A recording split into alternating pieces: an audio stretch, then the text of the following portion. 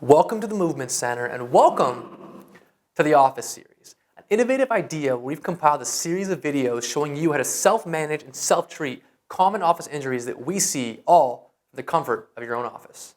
Oh, and move like you mean it.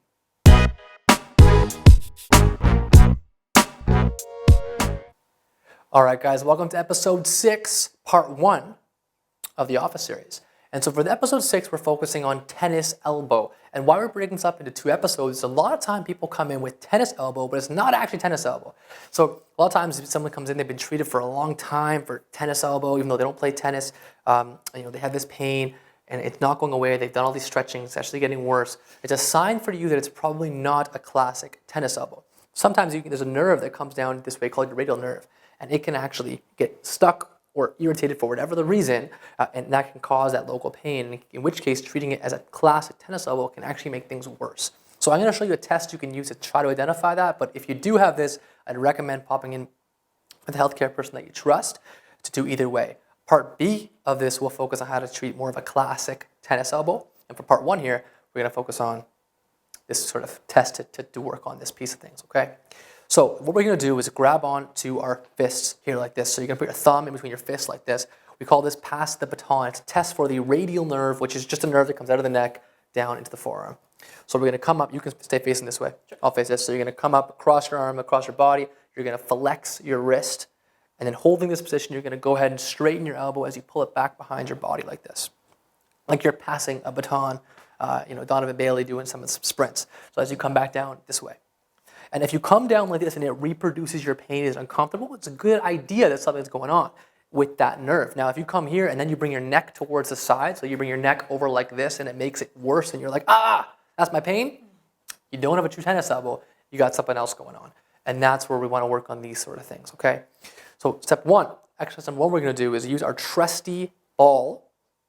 You're going to put this in Brittany's capable hands, and we're going to work through this nerve pathway a little bit on your own. To start with, we're going to start at the shoulder. So she's going to come up here, do a bit of a trap grinder, just massage into this area. You can use your other hand if you'd like, actually. Yeah, over here, like that, yeah.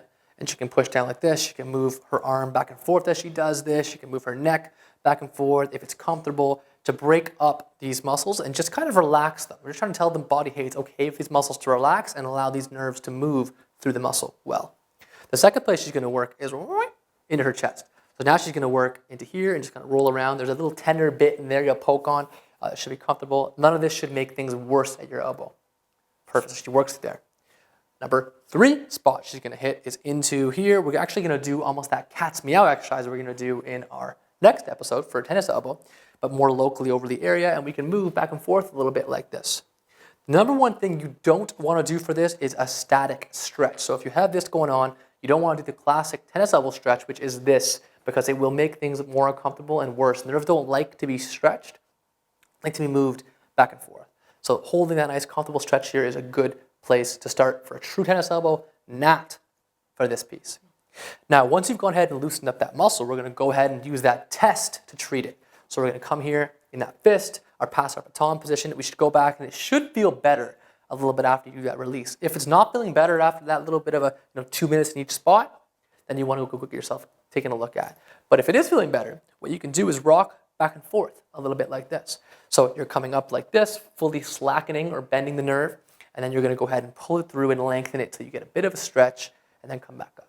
So you're here and back up, here and back up. Perfect. And if we take a look at Brittany do this from the side, she comes up, like that. She comes down and she bends just to there and feels a bit of a stretch. She could even add a little bit of neck movement if she wanted to get a bit more of a stretch to it. But generally, you're passing that baton back about 10 to 15 reps of that, and you want to ideally do this 3 to 4 times throughout the day.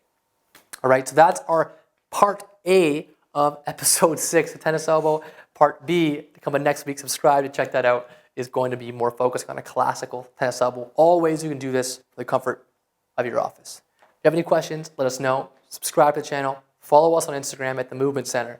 And of course, move like you mean it. Like you mean it. Thanks a lot, guys. See you later.